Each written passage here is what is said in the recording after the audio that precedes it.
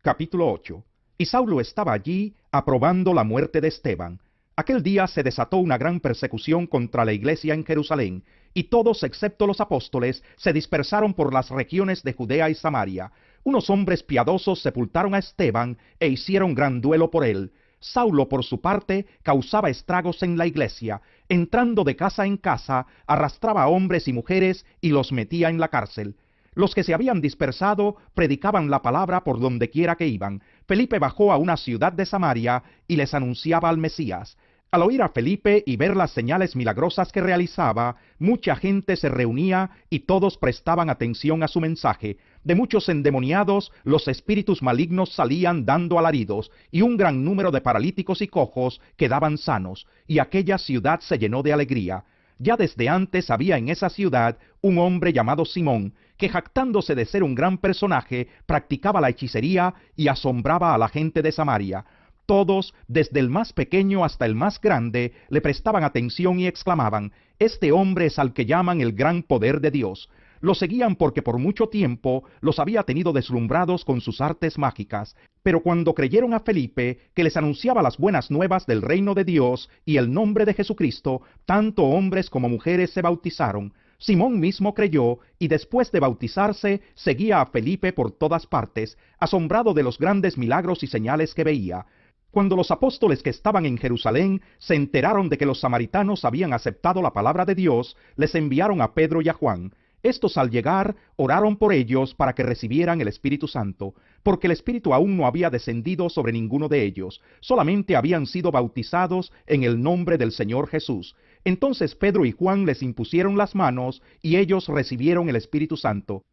Al ver Simón que mediante la imposición de las manos de los apóstoles se daba el Espíritu Santo, les ofreció dinero y les pidió: «Denme también a mí ese poder, para que todos a quienes yo les imponga las manos reciban el Espíritu Santo». «Que tu dinero perezca contigo», le contestó Pedro, «porque intentaste comprar el don de Dios con dinero. No tienes arte ni parte en este asunto, porque no eres íntegro delante de Dios. Por eso, arrepiéntete de tu maldad y ruega al Señor. Tal vez te perdone el haber tenido esa mala intención.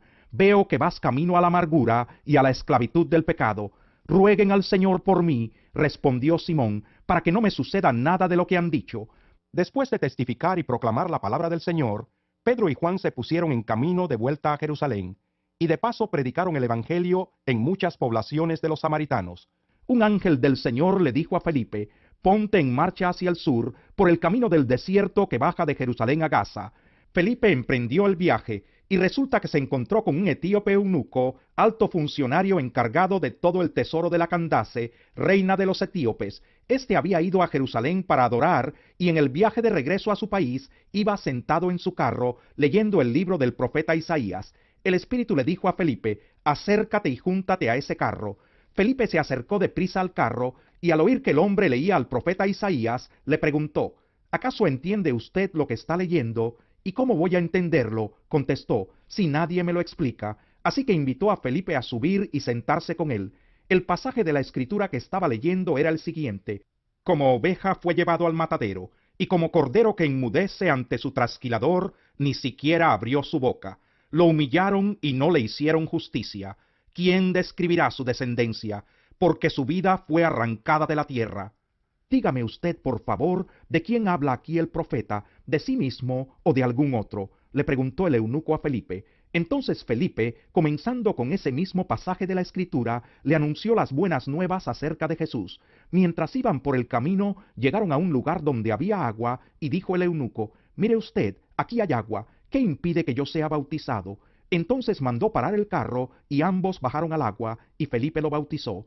Cuando subieron del agua, el Espíritu del Señor se llevó de repente a Felipe. El eunuco no volvió a verlo, pero siguió alegre su camino.